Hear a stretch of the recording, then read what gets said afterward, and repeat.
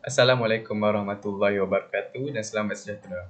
Nama saya Adi Anusrullah bin Muhammad dan hari ini saya akan menerangkan tentang kata sendi nama. Apa itu kata sendi nama? Kata sendi nama ialah kata yang digunakan untuk menyambung frasa nama dengan kata atau frasa-frasa dan ayat.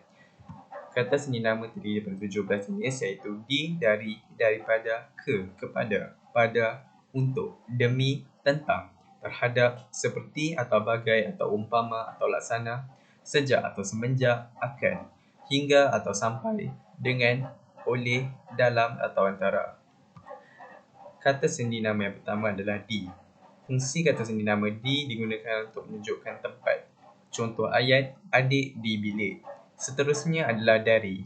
Fungsi kata sendi nama dari adalah untuk menunjukkan arah, tempat, waktu atau masa. Contoh ayat, Dina dari selatan, Musa dari perpustakaan, dia kelaparan dari pagi tadi.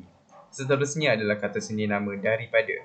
Fungsi kata sendi nama daripada adalah untuk menunjukkan punca iaitu manusia, haiwan, benda dan unsur mujarad, sumber atau asal kejadian, perbezaan atau perbandingan. Contoh ayat, kegagalan Ali berpunca daripada sikapnya sendiri.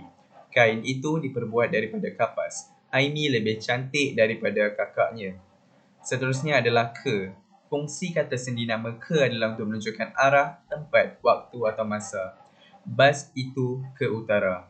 Ahmad ke sekolah. Dia setia ke akhir hayat. Seterusnya adalah kata sendi nama kepada. Fungsi kata sendi nama kepada adalah untuk menunjukkan sasaran iaitu manusia, haiwan dan unsur mujarad, pecahan dan perubahan keadaan. Contoh ayat, penjenayah itu diserahkan kepada pihak polis.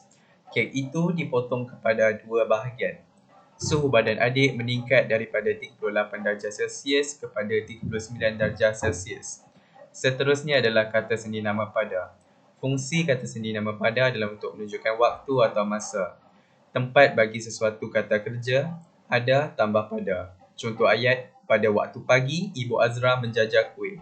Burung itu bertinggik pada dahan pokok. Buku itu ada pada Syukri. Seterusnya adalah untuk. Fungsi kata sendi nama untuk adalah untuk menunjukkan kegunaan sesuatu, bahagian yang ditentukan atau peruntukan. Contoh ayat, derma kilat itu dikutip untuk anak-anak yatim. Rantai ini untuk ibu. Seterusnya adalah demi. Fungsi kata sendi nama demi adalah untuk menunjukkan tujuan, penegasan dalam ungkapan, melahirkan makna urutan satu atau sekumpulan. Contoh ayat, para jurid berkorban demi kedaulatan negara. Demi Tuhan, saya tidak mencuri. Adik mengeja perkataan itu satu demi satu. Seterusnya adalah tentang. Fungsi kata sendi nama tentang adalah untuk menunjukkan rujukan sesuatu yang tidak tentu atau umum atau mujarad. Contoh ayat, ketua kampung sangat mengambil berat tentang kebajikan ibu-ibu tunggal. Seterusnya adalah kata sendi nama terhadap. Fungsi kata sendi nama terhadap adalah untuk menunjukkan rujukan yang melibatkan penyambut tertentu iaitu manusia, benda atau haiwan. Contoh ayat, ketua kampung sangat mengambil berat terhadap ibu-ibu tunggal. Seterusnya adalah kata sendi nama seperti atau bagai atau umpama atau laksana. Fungsi kata sendi nama tersebut adalah untuk menunjukkan perbandingan. Contoh ayat, kulitnya putih mulus seperti atau bagai atau umpama atau laksana kapas. Seterusnya adalah kata sendi nama sejak atau semenjak. Fungsi kata sendi nama sejak atau semenjak adalah untuk menunjukkan waktu atau masa. Contoh ayat, dia berjaga sejak malam tadi. Seterusnya adalah kata sendi nama akan. Kata sendi nama akan perlu didahului oleh kata adjektif perasaan.